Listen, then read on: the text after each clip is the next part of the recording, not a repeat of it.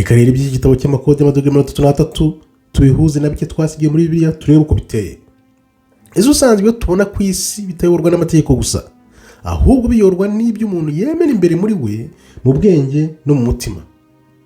Bibiliya ivuga ko ibigaragara bituruka ku bitagaragara, kandi Yesu Kristo ntiyazanywe no gushinga abamukurikira gusa, ahubwo yazanywe no gukangura abantu abigishije guhinduka imbere. Ibanga rikomeye rero nta na rimwe ryigeze riba ibitangaza tubona inyuma, ahubwo ibanga rikomeye ni ukugira ububyutse bwo guhugukirwa iby'ijuru bisinziriye muri muntu imbere, biri muri weho, biri muri nge. Ibyo bintu bisinziriye byasinzijwe n'iki? Ko tutabimenya byagenze gute? Ariko Bibiliya yamye ivuga kuva kera, kuva ku itangiriro rya byose, mbese kuva kera na kare. Ukuri rero ni uko ubwenge n'umutima byubaka inzira y'ubuzima. Ibitagaragara nibyo byabaye intandaro y'ibigaragara. Abaheburayo 11:3. Mu yandi magambo, ibintu bigaragara ntabwo byaremwe n'ibigaragara. Impamvu ibi bifite akamaro ni iyihe? Abantu basobanukiwe ukuri kubarimo imbere barayobora, abatabyumva nabo barayoborwa. Idini ritaguha ubumenyi nk'ubu rituma uhora ku ngoyi yo kuyoborwa, nta mudendezo ugira. Yesu Kristo yavuze ko ukuri kubohora, si ukugira ubwenge gusa cyangwa imigenzo n'inzego ziyobora abantu buhumye. Ahubwo abantu benshi nabo barasenga ariko ntibihinduke. Ibaze nawe, kumenya Imana si amagambo gusa, ni uguhinduka imbere muri weho. Uwatsinzwe si ukennye, ahubwo n'udatinyuka gushakisha kumenya ukuri. Umuntu iyo atazi ingufu zimuri imbere atwarwa ubuhumyi byoroshye cyane. Ibyo wizera imbere muri wowe bihinduka ibigaragarira amaso inyuma. Muzamenya ukuri kandi ukuri kuzabohora. Niyo mpamvu nkunda kubwira ngo numenya ukuri, ukuri kuzagukora ku ngoyi, kuko ukuri kubohora imbohe. Ibyo tubisanga muri Yohana 8:32. Bibiliya yerekana ko umutima ari wo nkomoko y'ibikorwa byose. Nta gikorwa gikomeye kiva hanze kitabanjirije imbere mu mutima. Yesu Kristo yaravuze ngo yaba amagambo n'ibikorwa byose bituruka mu myizerere ikuri mu mutima imbere, kandi ibyo wibwira byose gihinduka igitekerezo cyawe. Ikintu cyose wibwiye ukagitekereza, cyose ukakibwira, nicyo gihinduka igitekerezo cyawe. Abantu benshi nabo barasenga ariko bakibona nk'abatsindwa, bagahora bibaza impamvu.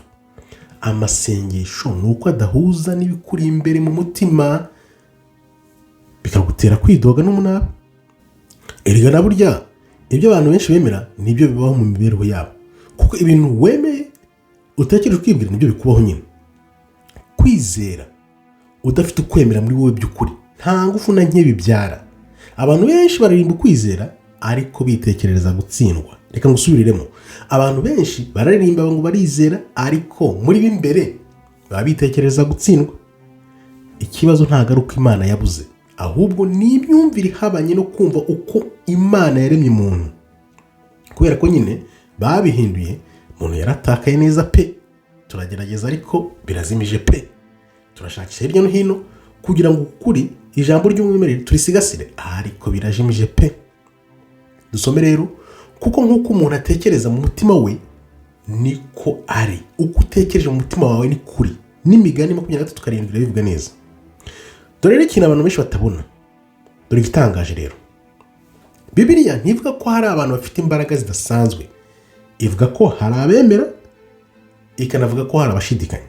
Hari abantu babiri, abemera n'abashidikanya. Bemera by'ukuri bakabishyira mu bikorwa.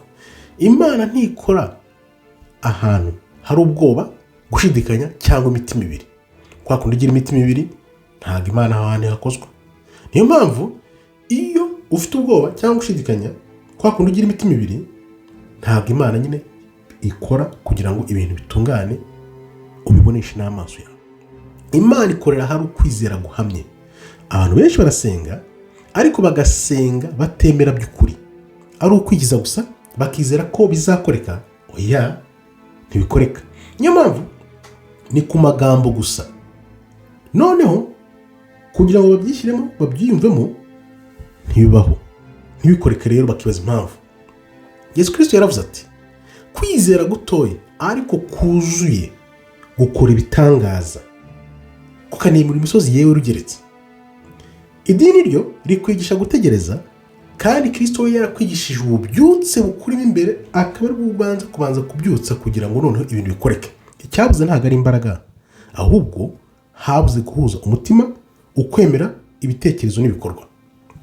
Turebe, uramutse ufite ukwizera kungana n'imbuto ya sinapi, uzabwira umusozi uti va hano ujye hariya, uzagenda. Ibyo tubisanga muri Matayo 17:20 naho tubisangayo. Dore isomo rikomeye rero. Isi ntabwo ari mbi, ahubwo uko umuntu ayibona. Yesu Kristo ntiyaje kudushyira munsi ye, yaje kudukangura, yaje kutwereka uko umuntu aba umufatanyabikorwa n'Imana, ariko barabihanaguye karahava. Na n'ubu tugisaza imigere mu buyobe. N'ubwo ibintu byose barabihanaguye, uko Kristo yaje kutwereka ko turi abafatanyabikorwa n'Imana, ariko barabihishe, barabihanagura karahava, abantu bakaba basaza imigeri mu buyobe batabizi. Ukuri rero ni kugira urusaku, kugira ubugingo, kugahindura abantu. Iyo uhindutse imbere, isi cyangwa ibiri inyuma byose birakurikirana, nabyo bigahinduka. Hindukamo imbere muri weho, wimenye uwo uri we, ibindi byose biri inyuma bigukikije byose bizahita bihinduka. Ikibazo nyamukuru ugomba kwibaza, ntugomba kwibaza ngo Imana se ishobora kubikora, ahubwo ibaza uti wemera uwo uri we, uwo Imana yakuremeye kuba we. Ese wowe wemera uwo waremewe kuba we koko? Ubwami bw'Imana buri muri weho imbere, nk'uko tubisoma muri Luka 17:21. Reba rero isomo nabaha abantu bose mu gusoza. Abantu ntibaremewe ngo babe abanyantege nke. Abantu baremwe mu ishusho y'Uwiteka, Imana ishobora byose, bafite ubwenge, umutima n'icyerekezo. Ingoyi rero itangira iyo ikiranga umuntu kizimiye kikibagirana. Umuntu agatandukana n'ubwigenge bwe, bityo akagirwa uwo ari we. Ukibagirwa uwo uri we, ukagirwa undi utari we. Kristo ntiyadusabye kumuramya gusa, yadusabye kumukurikira mu mibereho, kandi kwizera si imvugo gusa, ahubwo ni uko utekereza, uhitamo, unabaho. Iyo wumva kandi ugakunda ukuri, ubwoba buragenda. Iyo ubwoba bushize rero, umucyo uraza ukaganza. Iyo ubwoba bugiye, ubugingo burigaragaza. Kandi iyo witse ukuri, ubuzima burahinduka. Kristo uri muri weho niwe byiringiro by'ubwiza bwawe, kuko tubisoma mu Bakolosayi 1:27. Iyi rero akaba ari impine y'igitabo cy'amakode 33, kugira ngo twumve koko Kristo uri muri twebwe agirirwa ububyutse, maze dukore ibintu bikoreke.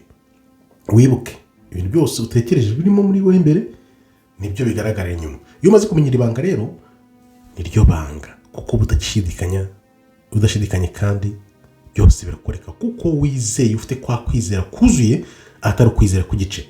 Nkambashimiye rero, Imana ikomeze ibarinde. Shalom, shalom, todaraba, tov meyot.